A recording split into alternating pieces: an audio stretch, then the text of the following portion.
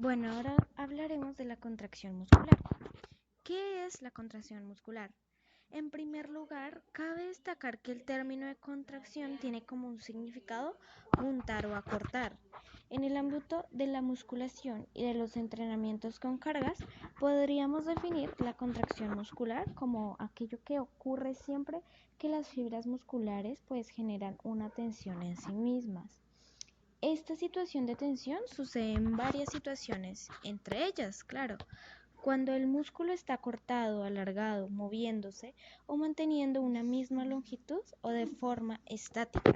La primera de ellas es la contracción isotónica. Para entender esto, primero vamos a hablar de la palabra isotónica, que significa de igual tensión. Si lo analizamos desde el punto de vista fisiológico, una contracción isotónica es aquella en la que las fibras musculares, además de contraerse, modifican su longitud.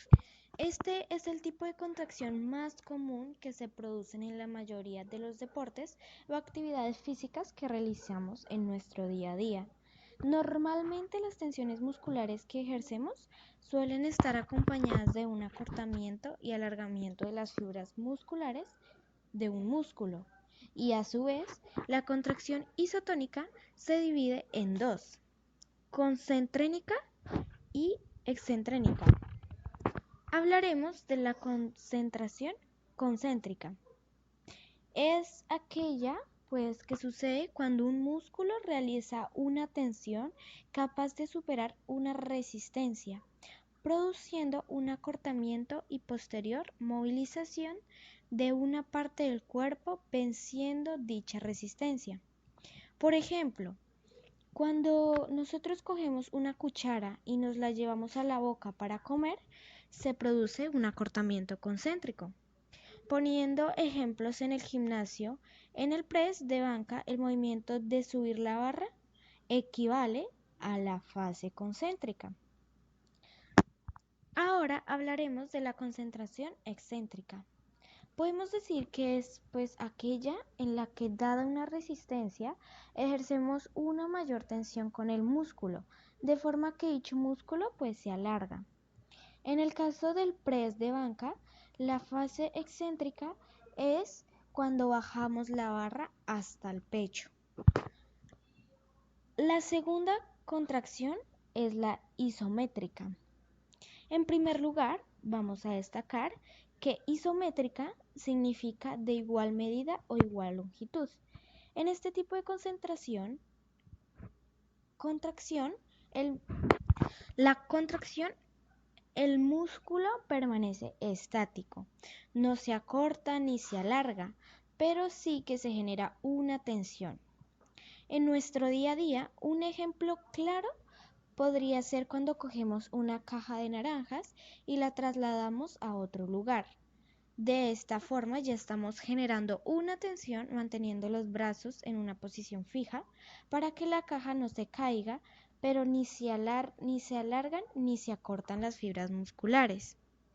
En los movimientos típicos que se realizan en un entrenamiento de musculación, podríamos decir que la tensión que se produce cuando mantenemos la barra de press banca arriba durante varios segundos, producimos una tensión isométrica.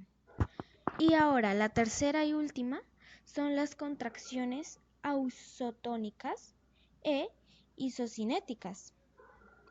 Las contracciones ausotónicas son aquellas que se producen cuando combinamos los dos tipos que hablamos anteriormente. En este caso, cuando combinamos estas contracciones, al iniciarse la contracción se acentúa la parte isotónica. Sin embargo, al final de la contracción acentuamos la isométrica. Cuando trabajamos con gomas elásticas, por ejemplo, y las estiramos, provocamos una contracción concéntrica del músculo que mantendremos unos segundos de forma estática.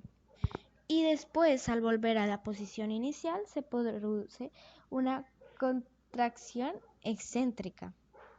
Y por último, en relación a las contracciones isocinéticas, podemos decir que se define como una contracción máxima a velocidad constante en toda la gama de movimiento. Bastante comunes en deportes en los que no es necesario realizar una aceleración en el movimiento. Por ejemplo, en deportes que sí se necesita tener una velocidad constante y uniforme, como la natación o el remo. El agua ejerce una fuerza constante y uniforme. Cuando aumentamos nuestra fuerza, el agua aumenta su resistencia. Muchas gracias por su atención. Buen día.